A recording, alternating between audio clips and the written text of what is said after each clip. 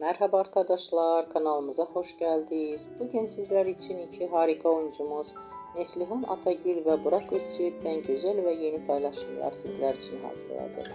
Onlar Kara Sevda dizisinde birlikte rol almış ve herkes tarafından çok beğenilmiştir. Biz de sizler için onların güzel fotolarını hazırladık. Bu videoların devamlı gelmesini istiyorsanız kanalımıza abone olup yorum yazmayı unutmayın. Hoşça kalın. Herkese teşekkürler.